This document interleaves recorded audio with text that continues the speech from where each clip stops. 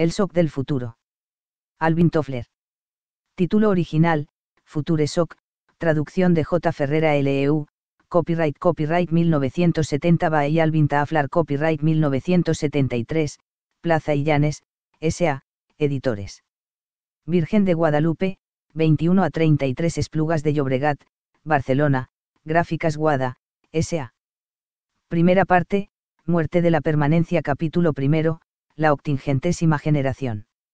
En los 3 decenios escasos que median entre ahora y el siglo XXI, millones de personas corrientes, psicológicamente normales, sufrirán una brusca colisión con el futuro. Muchas de ellas, ciudadanos de las naciones más ricas y tecnológicamente avanzadas del mundo, encontrarán creciente dificultad en mantenerse al nivel de las incesantes exigencias de cambio que caracterizan nuestro tiempo. Para ellas, el futuro llegará demasiado pronto. Este libro versa sobre el cambio y sobre la manera de adaptarnos a él. Trata de los que parecen medrar con el cambio y flotan alegremente en sus olas, así como de las multitudes que le resisten o tratan de evadirse de él. Trata de nuestra capacidad de adaptación. Trata del futuro y del shock inherente a su llegada. Durante los últimos 300 años, la sociedad occidental se ha visto azotada por la furiosa tormenta del cambio. Y esta tormenta, lejos de menguar, parece estar adquiriendo nueva fuerza. Mucho de lo que ahora nos parece incomprensible lo sería mucho menos si mirásemos con ojos nuevos el ritmo precipitado del cambio, que a veces hace aparecer la realidad como un calidoscopio que se ha vuelto loco. Pues la aceleración del cambio no afecta únicamente a las industrias y a las naciones. Es una fuerza concreta que cala hondo en nuestras vidas personales, que nos obliga a representar nuevos papeles y que nos enfrenta con el peligro de una nueva enfermedad psicológica, turbadora y virulenta. Podemos llamar shock del futuro a esta nueva dolencia, y el conocimiento de sus causas y sus síntomas nos ayudará a explicar muchas cosas que, de otro modo, desafían el análisis racional. El visitante no preparado. El término paralelo, shock cultural, ha empezado ya a introducirse en el vocabulario popular. El shock cultural es el efecto que sufre el visitante no preparado al verse inmerso en una cultura extraña. Sin embargo, el shock cultural es relativamente débil en comparación con esta enfermedad mucho más grave, el shock del futuro. Este shock es la desorientación vertiginosa producida por la llegada prematura del futuro. Y puede ser la enfermedad más grave del mañana. El shock del futuro no figura en el Index Medicus, ni en ninguna lista de anomalías psicológicas. Pero a menos de que se tomen inteligentes medidas para combatirlo, millones de seres humanos se sentirán cada vez más desorientados, progresivamente incapaces de actuar de un modo racional dentro de su medio.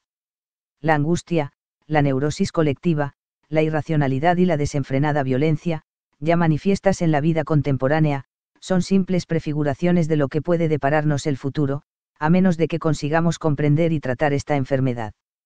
El shock del futuro es un fenómeno de tiempo, un producto del ritmo enormemente acelerado del cambio en la sociedad.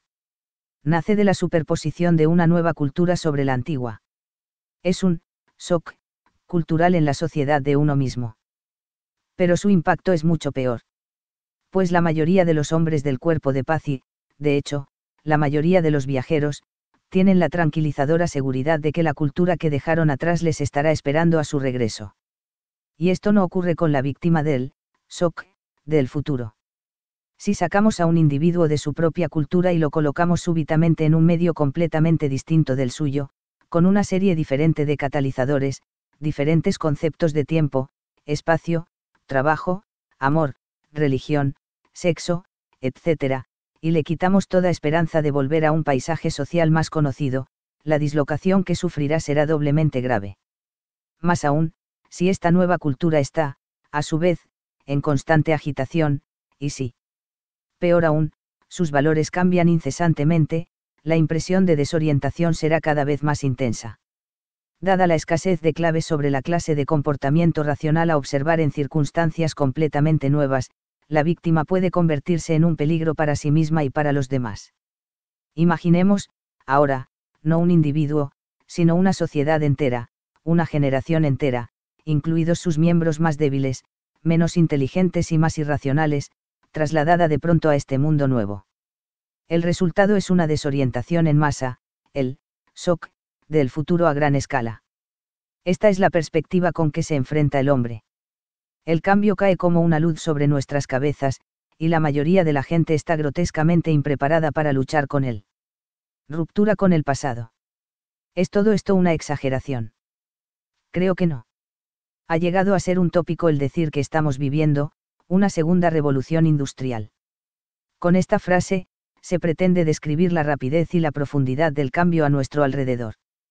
Pero, además de ser vulgar, puede inducir a error. Pues lo que está ocurriendo ahora es, con toda probabilidad, más grande, más profundo y más importante que la revolución industrial. En realidad, un creciente grupo de opinión, digno de confianza, afirma que el momento actual representa nada menos que el segundo hito crucial de la historia humana, solo comparable, en magnitud, a la primera gran interrupción de la continuidad histórica, el paso de la barbarie a la civilización. Esta idea aparece cada vez más a menudo en los escritos de los científicos y de los tecnólogos. Sir George Thomson, físico británico, ganador del Premio Nobel, indica, en El futuro previsible, que el hecho histórico que más puede compararse con el momento actual no es la revolución industrial, sino más bien, la invención de la agricultura de la edad neolítica. John D. Bould, experto americano en automatización, advierte que, los efectos de la revolución tecnológica que estamos viviendo serán más profundos que los de cualquier cambio social producido con anterioridad. Y Sir Leon Bagrit, fabricante inglés de computadoras, insiste en que la automatización representa, por sí sola, el mayor cambio en toda la historia de la humanidad. Una de las más sorprendentes declaraciones sobre esta cuestión se debe a Kenneth Boulding, eminente economista y sagaz pensador social. Justificando su opinión de que el momento actual representa un punto crucial de la historia humana, Boulding observa que, en lo que atañe a muchas series estadísticas relativas a actividades de la humanidad, la fecha que divide la historia humana en dos partes iguales está dentro del campo del recuerdo de los que vivimos. Efectivamente, nuestro siglo representa la gran línea divisoria en el centro de la historia humana. Y así, afirma, el mundo de hoy es tan distinto de aquel en que nací, como lo era este del de Julio César. 7. Yo nací, aproximadamente, en el punto medio de la historia humana hasta la fecha. Han pasado casi tantas cosas desde que nací, como habían ocurrido antes. Esta sorprendente declaración puede ilustrarse de muchas maneras. Se ha observado, por ejemplo, que, si los últimos 50,000 años de existencia del hombre se dividiesen en generaciones de unos 62 años, habrían transcurrido, aproximadamente, 800 generaciones. Y, de estas 800, más de 650 habrían tenido las cavernas por escenario. Solo durante los últimos 70 lapsos de vida ha sido posible, gracias a la escritura, comunicar de unos lapsos a otros. Solo durante los últimos 6 lapsos de vida han podido las masas leer textos impresos. Solo durante los últimos 4 ha sido posible medir el tiempo con precisión. Solo durante los 2 últimos se ha utilizado el motor eléctrico. Y la inmensa mayoría de los artículos materiales que utilizamos en la vida cotidiana adulta ha sido inventada dentro de la generación actual, que es la que hace el número 800. Esta octingentésima generación marca una ruptura tajante con toda la pasada experiencia humana, porque durante el mismo se ha invertido la relación del hombre con los recursos. Esto se pone de manifiesto sobre todo en el campo del desarrollo económico. Dentro de un solo lapso de vida, la agricultura, fundamento primitivo de toda civilización, ha perdido su predominio en todas las naciones. En la actualidad, en una docena de países importantes la agricultura emplea menos del 15% de la población activa. En los Estados Unidos, cuyas tierras alimentan a 200 millones de americanos, amén de otros 160 millones de personas de todo el mundo, aquella cifra está ya por debajo del 6% y sigue disminuyendo rápidamente. Más aún, si la agricultura es la primera fase del desarrollo económico, y el industrialismo la segunda, hoy podemos ver que existe otra fase, la tercera, y que la hemos alcanzado súbitamente. Allá por el año de 1956, los Estados Unidos se convirtieron en la primera gran potencia donde más del 50% de la mano de obra no campesina dejó de llevar el mono azul de la fábrica o del trabajo manual. 8. El número de trabajadores de mono azul fue superado por el de los llamados de cuello blanco, empleados en el comercio al detalle, la administración, las comunicaciones, la investigación, la enseñanza y otras categorías de servicio.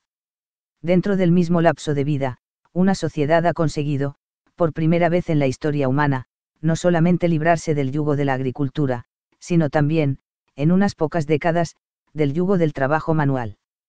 Así nació la primera economía de servicio del mundo. Desde entonces, los países tecnológicamente avanzados se han movido, uno tras otro, en la misma dirección.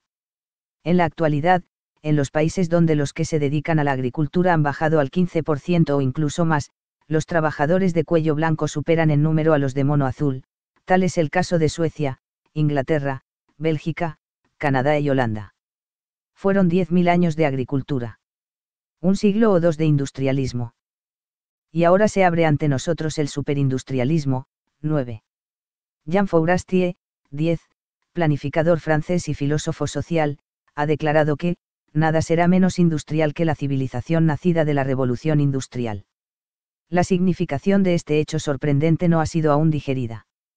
Tal vez U Thant, 11, secretario general de las Naciones Unidas, estuvo muy cerca de resumir el significado del paso al superindustrialismo cuando declaró que, la estupenda verdad central de las actuales economías desarrolladas es que pueden tener, en brevísimo plazo, la clase y cantidad de recursos que quieran.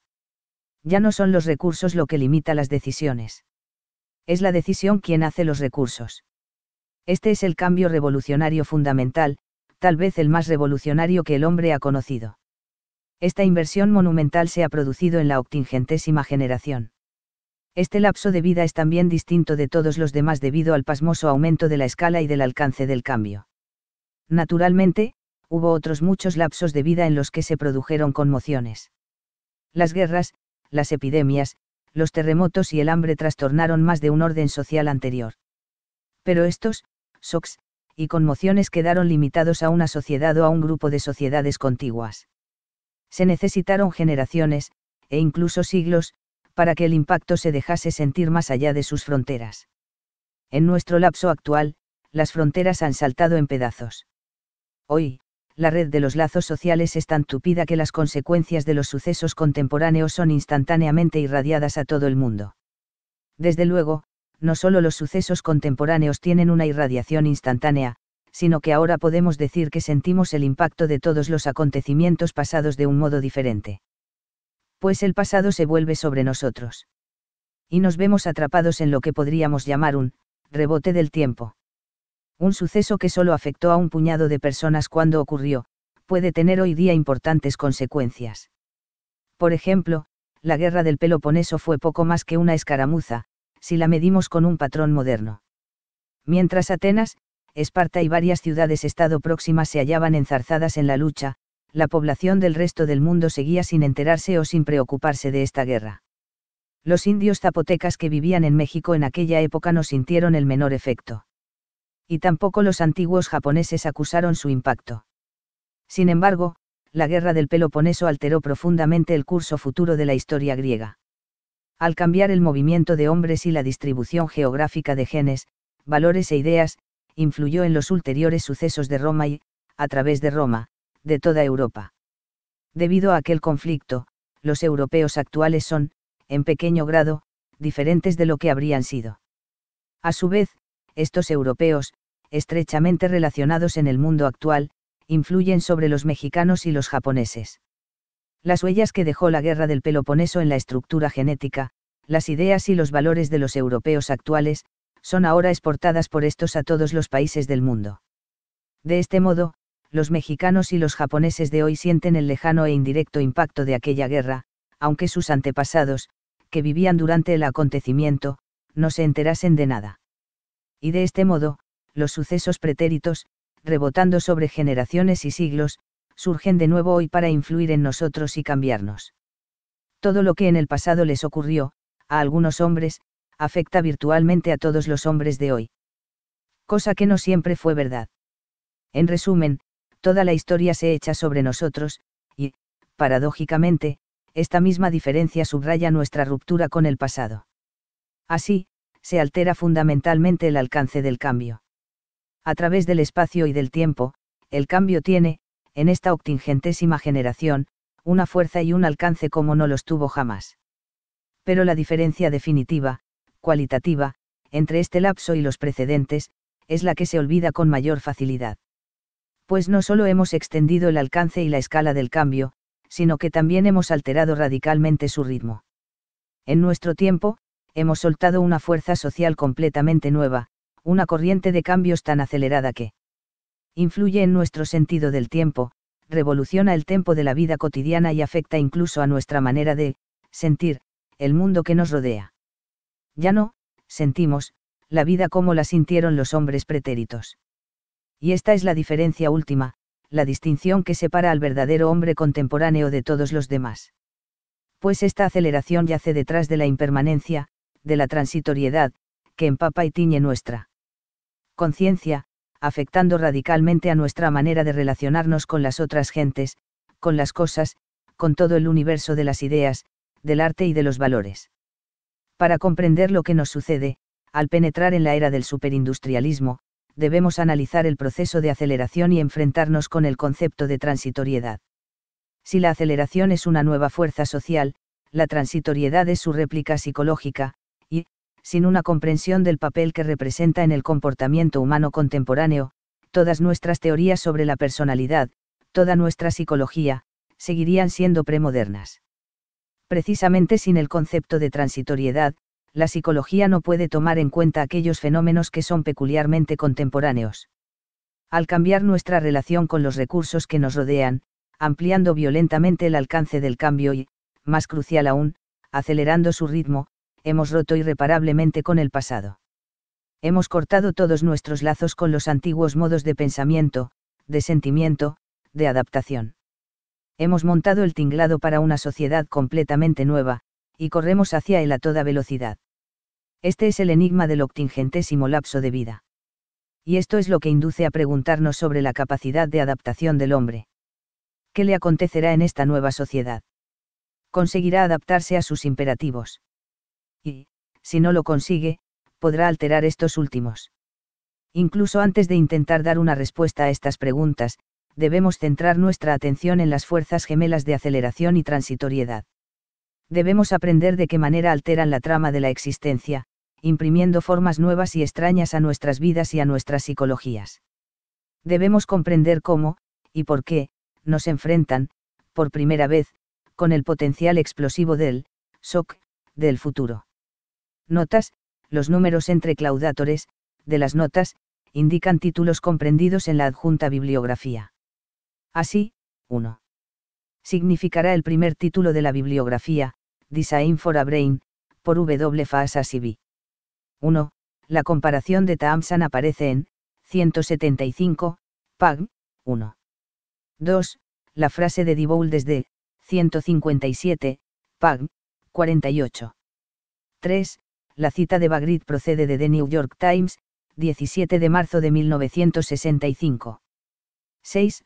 Boulding, sobre la posibilización, 134, página 7.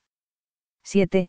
La referencia de Boulding a Julio César es de The Prospects of Economic Abundance, Comunicación a la Conferencia Nobel, Universidad Gustavo Adolfo, 1966. 8.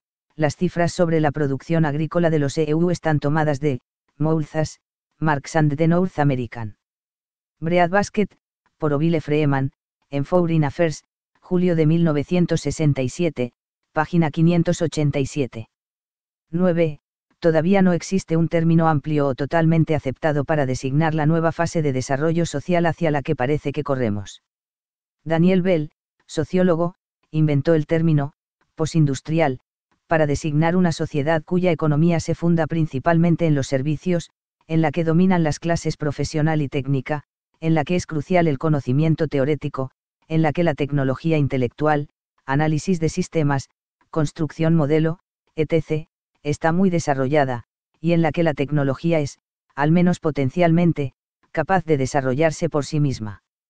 Este término ha sido criticado porque parece indicar que la sociedad venidera no estará fundada en la tecnología, implicación que Bell rechaza rotunda y concretamente. El término predilecto de Kenneth Boulding, poscivilización, se emplea para contrastar la futura sociedad con la civilización, como era de comunidades estables, de agricultura y de guerra. El inconveniente del término Postcivilización, es que parece sugerir un curso más o menos bárbaro. Boulding rechaza esta mala interpretación con la misma energía que Bell. Zbigniew prefiere la denominación, sociedad tecnocrática, con la que quiere indicar una sociedad principalmente fundada en los avances de las comunicaciones y de la electrónica. Puede objetarse que, al hacer tanto hincapié en la tecnología, e incluso en una forma especial de tecnología, olvida los aspectos sociales de la sociedad. McLuhan empleó los términos, pueblo global, y, era de la electricidad, con los que cae en el mismo error de describir el futuro a base de dos dimensiones bastante pequeñas, las comunicaciones y la unión. También pueden emplearse otros muchos términos, transindustrial, poseconómica, etc. Por mi parte, después de todo lo dicho, prefiero, sociedad superindustrial. Aunque también resulta insuficiente. Con él pretendo significar una sociedad compleja, que avanza velozmente y que depende de una tecnología sumamente adelantada y de un sistema de valores posmaterialista. 10. Fourasti se cita en 272, página 28. 11. La declaración de Utant se cita en 217, página 184. Capítulo segundo. El impulso acelerador. Las sociedades de alta tecnología experimentan el cambio a una velocidad mucho mayor que la normal. Muchos de nosotros tenemos el vago sentimiento de que las cosas se mueven más deprisa.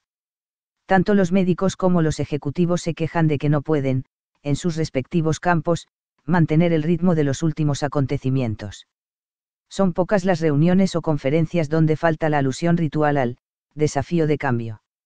Y son muchos los que se sienten inquietos, los que presumen que el cambio escapa a todo control. Pero no todos comparten esta ansiedad. Millones de sonámbulos se pasean por la vida como si nadie hubiese cambiado desde los años 30, y como si nada hubiese de cambiar jamás. Viviendo en uno de los periodos más excitantes de la historia humana, intentan evadirse de él, cerrarle la puerta, como si pudiesen alejarlo con solo prescindir de él. Buscan una paz separada, una inmunidad diplomática al cambio. Los encontramos en todas partes, ancianos que se resignan a consumir sus años, tratando de impedir a toda costa las intromisiones de la novedad, hombres que son viejos a los 35 o 45 años, a quienes preocupan las algaradas estudiantiles, el sexo, la LSD o las minifaldas, y que tratan empeñadamente de convencerse de que, a fin de cuentas, la juventud fue siempre rebelde, y de que lo que pasa hoy no es diferente de lo que ocurrió en el pasado. Incluso entre los jóvenes hallamos incomprensión respecto al cambio, estudiantes que ignoran el pasado hasta el punto de no ver nada extraño en el presente. Lo más inquietante es que la inmensa mayoría de la gente, incluso personas educadas y refinadas en otros aspectos, considera tan amenazadora la idea del cambio, que intenta negar su existencia.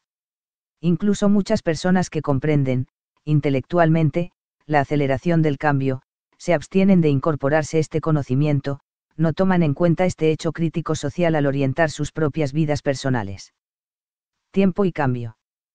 ¿Cómo sabemos que el cambio se acelera? A fin de cuentas, no existe un modo absoluto de medir el cambio. En la tremenda complejidad del universo, incluso dentro de una sociedad dada, se produce simultáneamente un número infinito de corrientes de cambio. Todas las cosas, desde el virus más diminuto hasta la mayor galaxia, son, en realidad, no cosas, sino procesos. No hay punto estático, una inmutabilidad feliz, que sirva para medir el cambio. Por tanto, el cambio es necesariamente relativo. También es desigual. Si todos los procesos se desarrollasen a la misma velocidad, o incluso si se acelerasen y frenasen al unísono, sería imposible observar el cambio. Pero el futuro invade el presente a distintas velocidades. Y de este modo se hace posible comparar la rapidez de los diferentes procesos a medida que se desarrollan. Sabemos, por ejemplo, que, comparada con la evolución biológica de las especies, la evolución cultural y social es extraordinariamente rápida. Sabemos que algunas sociedades se transforman, tecnológica o económicamente, más deprisa que otras. Y sabemos también que los diferentes sectores de una misma sociedad muestran distintas velocidades de cambio. Es precisamente la desigualdad del cambio lo que lo hace mensurable. Sin embargo, necesitamos un patrón que nos permita comparar unos procesos sumamente diversos, y ese patrón es el tiempo. Sin el tiempo, el cambio nada significa. Y sin el cambio, el tiempo se detendría. El tiempo puede concebirse como los intervalos durante los cuales ocurren los acontecimientos. El tiempo es la moneda que hace posible comparar la rapidez con que se desarrollan procesos muy diferentes. Dada la desigualdad del cambio, y a pesar de poseer este patrón, tropezamos con tremendas dificultades para medir aquel.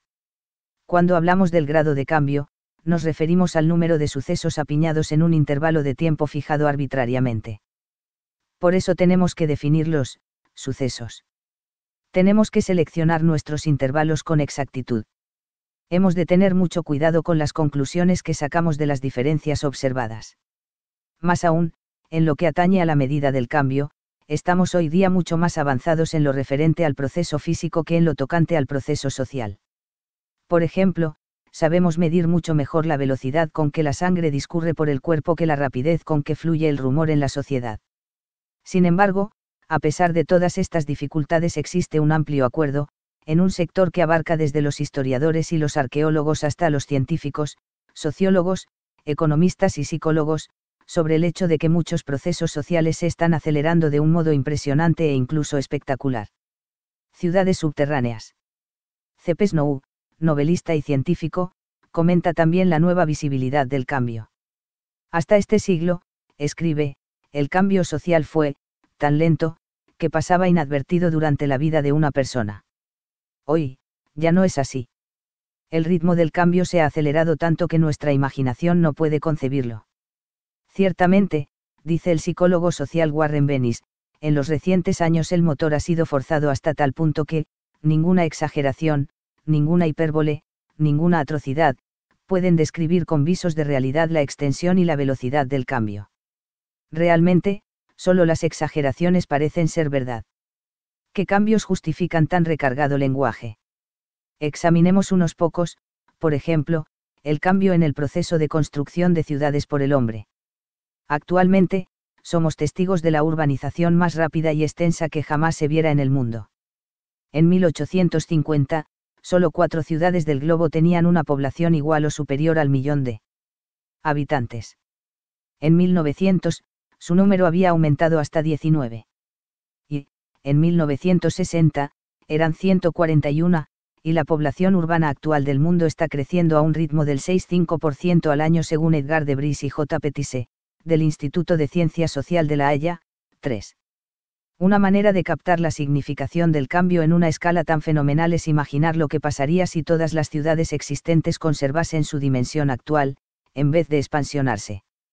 Si fuese así, para alojar a los nuevos millones de ciudadanos sería necesario construir una ciudad gemela para cada una de las grandes urbes que salpican el globo, una nueva Tokio, una nueva Hamburgo, una nueva Roma, una nueva Rangún, y todo en el plazo de 11 años, 4.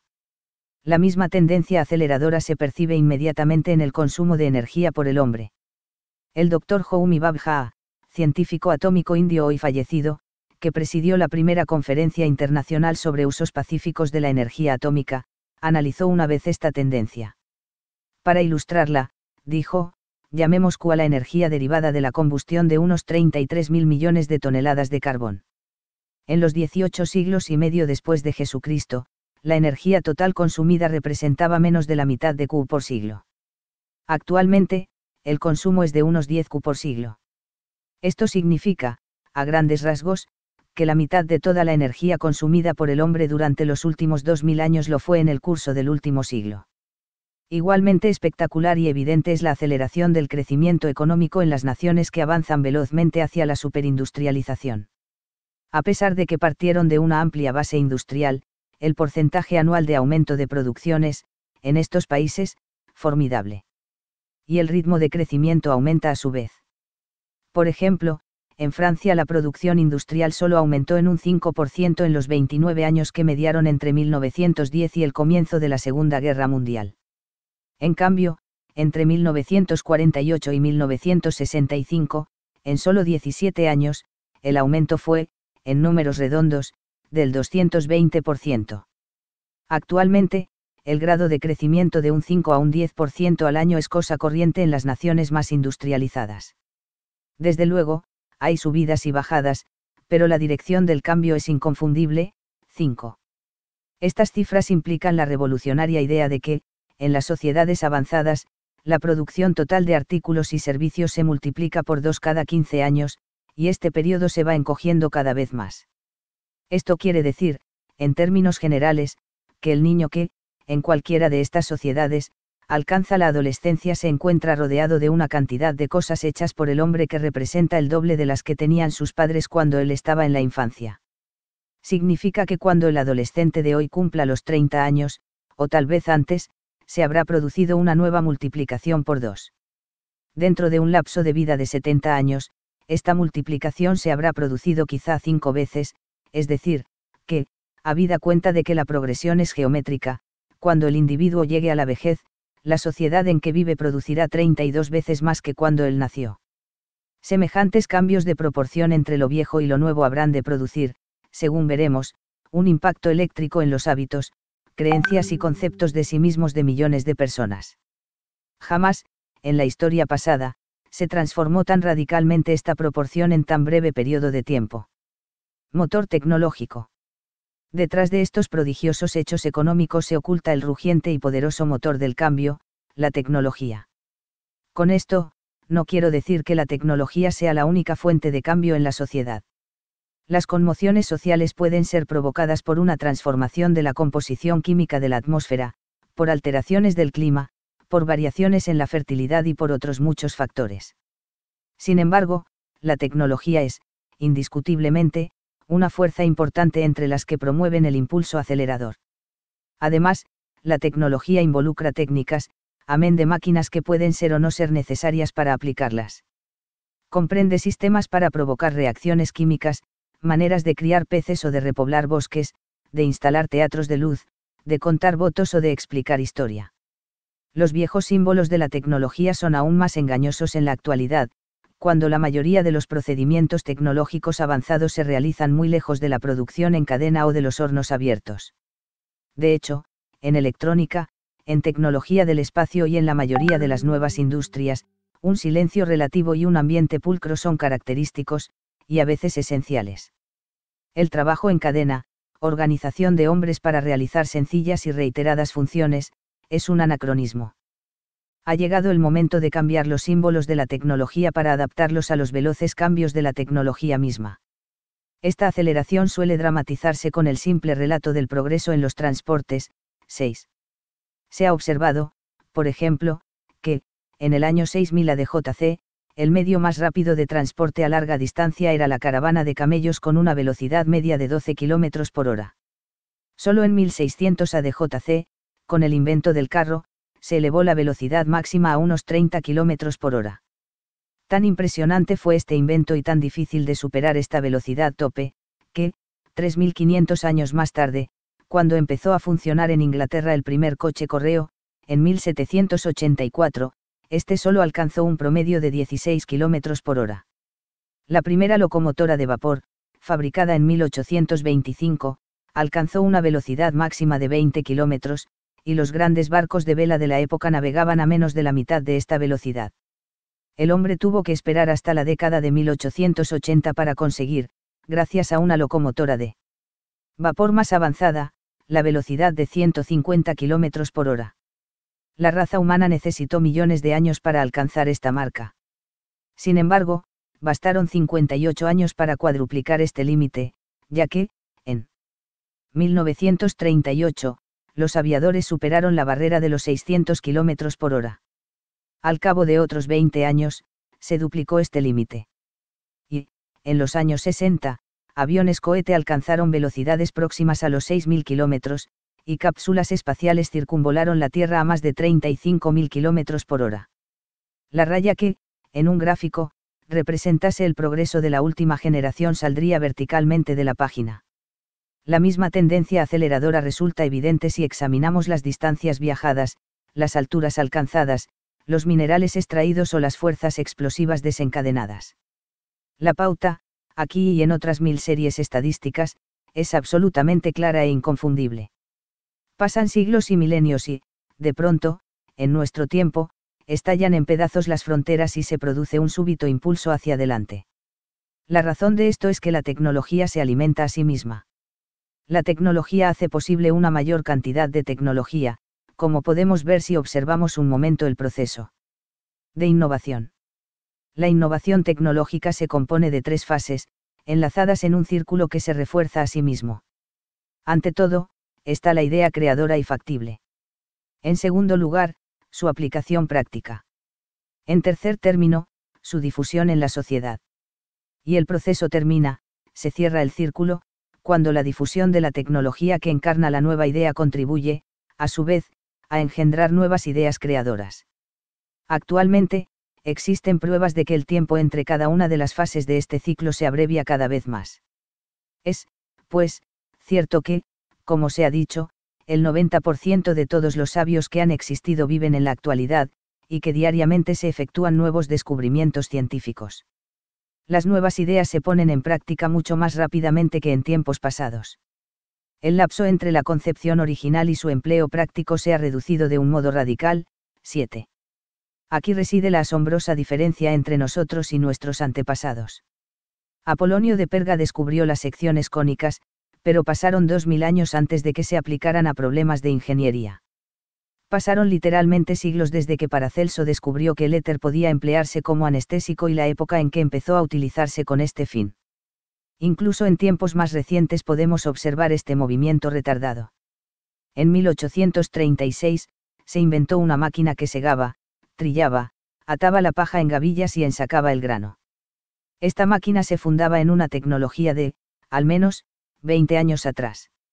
Sin embargo, hasta un siglo más tarde, en los años 30, no se lanzó al mercado esta compleja máquina. La primera patente inglesa de máquina de escribir fue registrada en 1714. Pero transcurrió un siglo y medio antes de que la máquina de escribir se explotase comercialmente. Y pasó un siglo entero entre el momento en que Nicolas Appert, 8, descubrió que la comida podía conservarse y el tiempo en que la industria conservera adquirió verdadera importancia. Actualmente, estos retrasos entre la idea y su aplicación resultan casi inverosímiles. No es que seamos más tenaces o menos perezosos que nuestros antepasados, pero, con el paso del tiempo, hemos inventado toda suerte de ingenios sociales para acelerar el proceso. Así, observamos que el tiempo entre la primera y segunda fases del ciclo innovador, entre la idea y su aplicación, ha sido acortado radicalmente.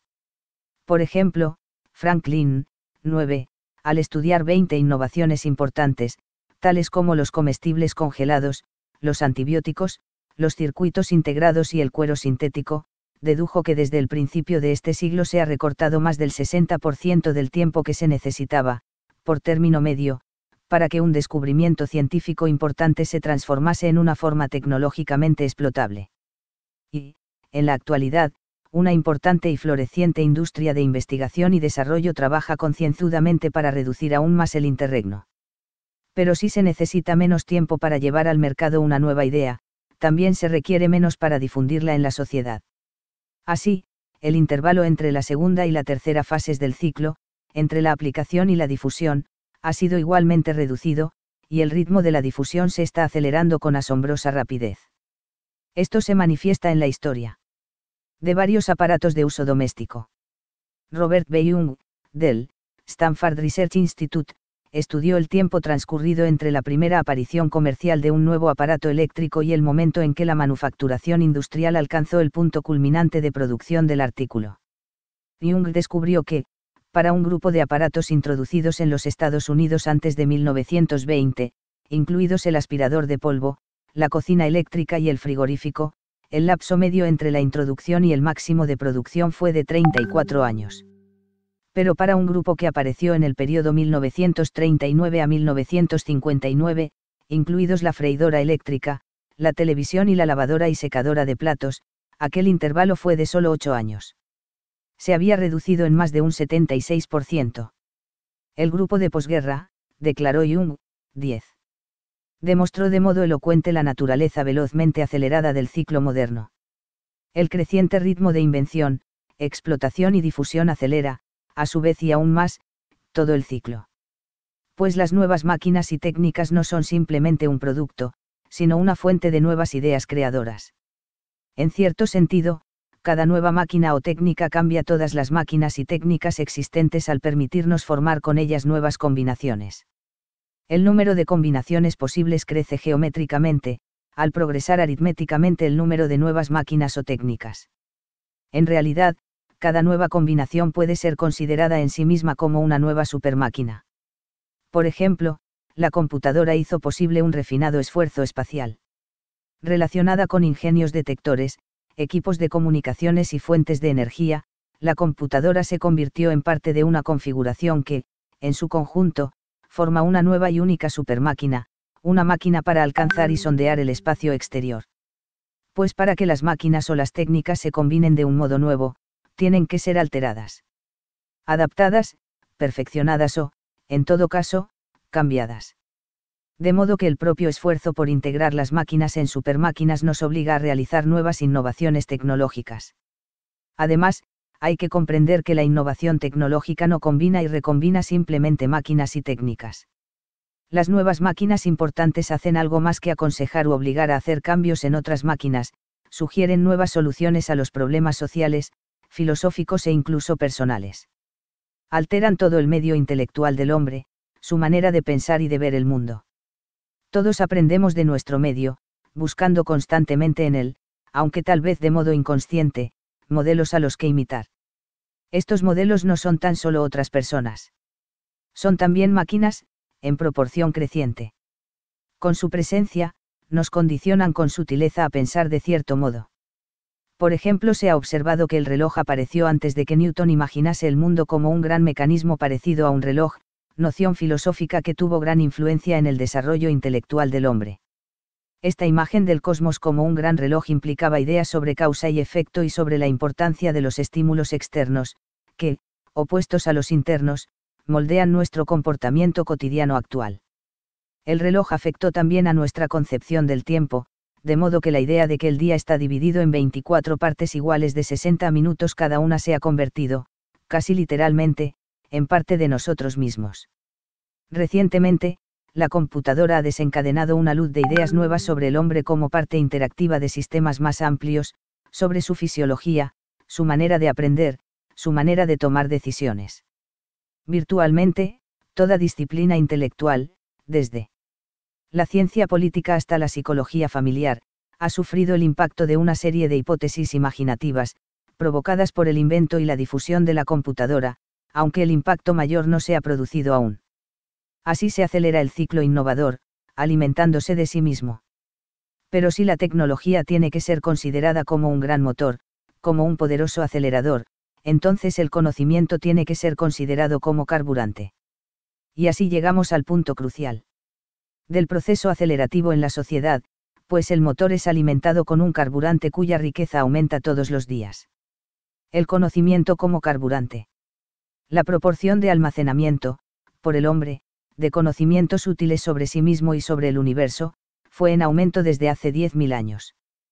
Esta proporción se elevó bruscamente con el invento de la escritura, pero, a pesar de ello, continuó progresando con deplorable lentitud durante siglos. El siguiente salto importante en la adquisición de conocimientos no se produjo hasta la invención del tipo movible por Gutenberg y otros, en el siglo XV. Antes de 1500, y según los cálculos más optimistas, Europa producía libros al ritmo de 1000 títulos por año. Esto significa, más o menos, que se habría necesitado todo un siglo para producir una biblioteca de 100.000 volúmenes. 4 siglos y medio más tarde, en 1950, la proporción había crecido hasta el punto de que Europa producía 120.000 títulos al año. Lo que antaño requería un siglo, se realizaba ahora en solo 10 meses. En 1960, solo un decenio más tarde, se había dado un nuevo e importante salto, en virtud del cual aquel trabajo de un siglo podía completarse en 7 meses y medio.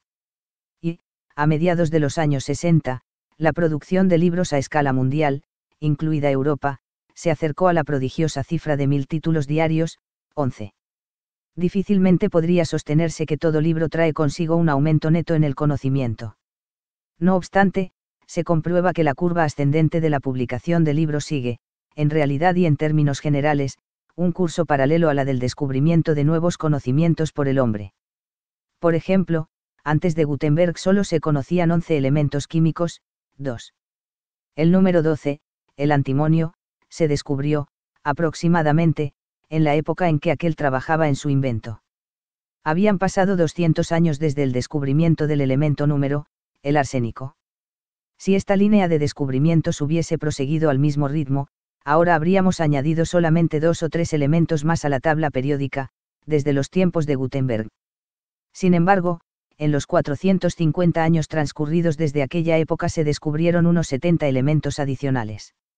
Y desde 1900 hemos aislado los restantes elementos, no en la proporción de 1 cada 2 siglos, sino de 1 cada 3 años. Más aún, existen razones para creer que la proporción sigue aumentando verticalmente.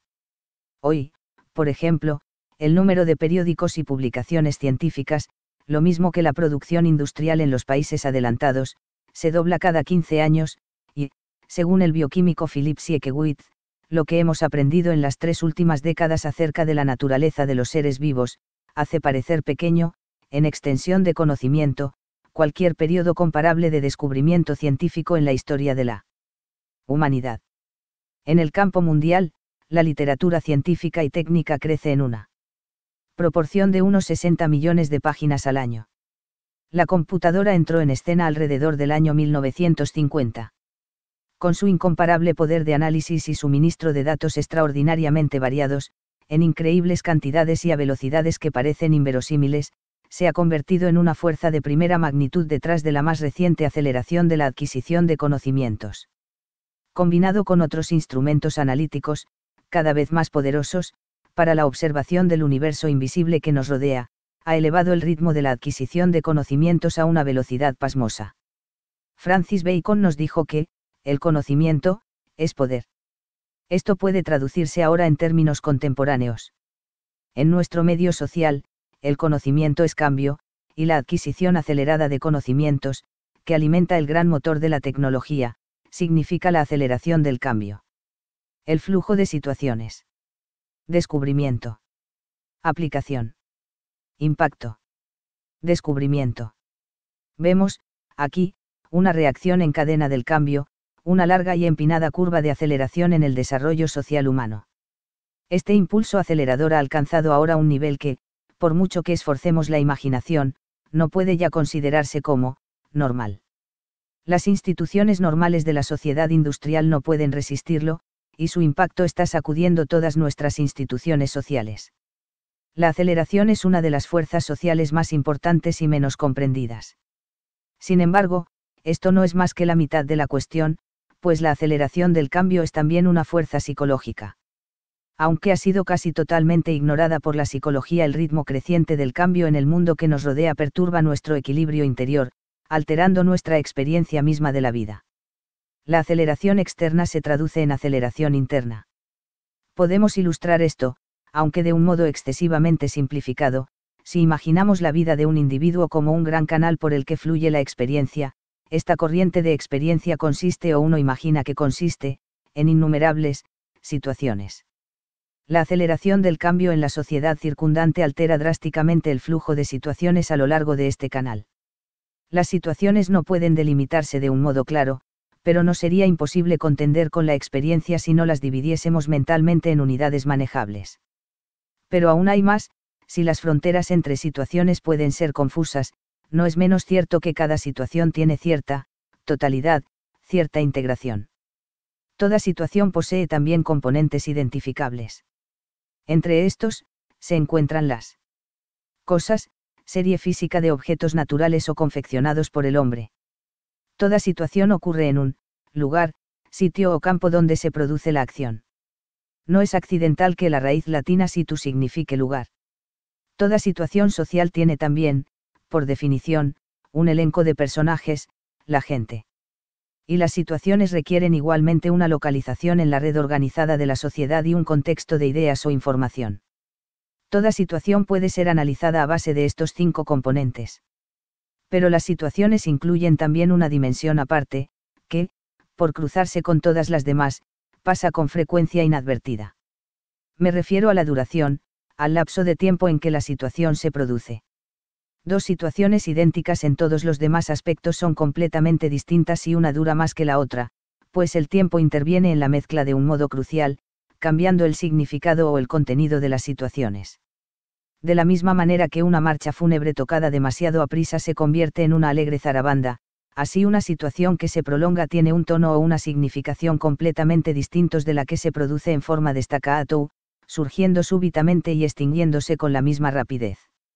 Aquí, pues, se presenta el primer punto delicado en que el impulso acelerador, en una amplia sociedad, choca con la experiencia cotidiana y corriente del individuo contemporáneo.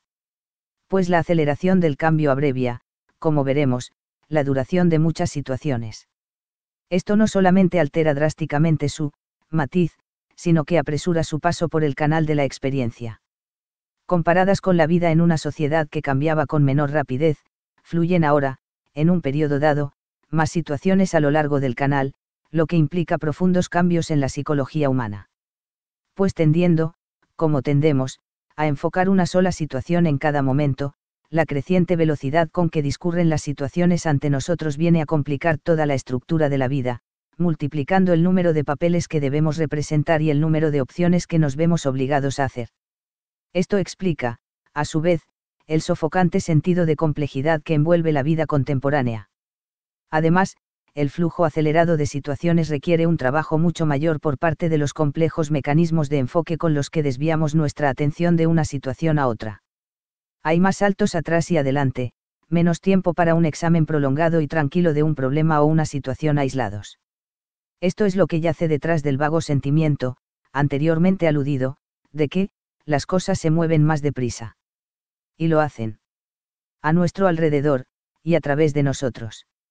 Existe, sin embargo, otro modo más significativo aún, en que la aceleración del cambio en la sociedad aumenta las dificultades de hacer frente a la vida.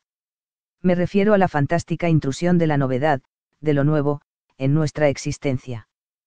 Cada situación es única. Pero, con frecuencia, las situaciones se parecen. En realidad, esto es lo que nos permite aprender de la experiencia. Si cada situación fuese absolutamente nueva, sin el menor parecido con situaciones anteriormente experimentadas, nuestra posibilidad de hacerle frente se vería irremediablemente anulada. Sin embargo, la aceleración del cambio altera radicalmente el equilibrio entre las situaciones nuevas y las conocidas. Así, los grados crecientes de cambio nos obligan no solamente a pechar con una corriente más veloz, sino también a enfrentarnos con más y más situaciones a las que no puede aplicarse la experiencia personal anterior. Y las implicaciones psicológicas de este simple hecho, que más adelante estudiaremos, son, como mínimo, explosivas.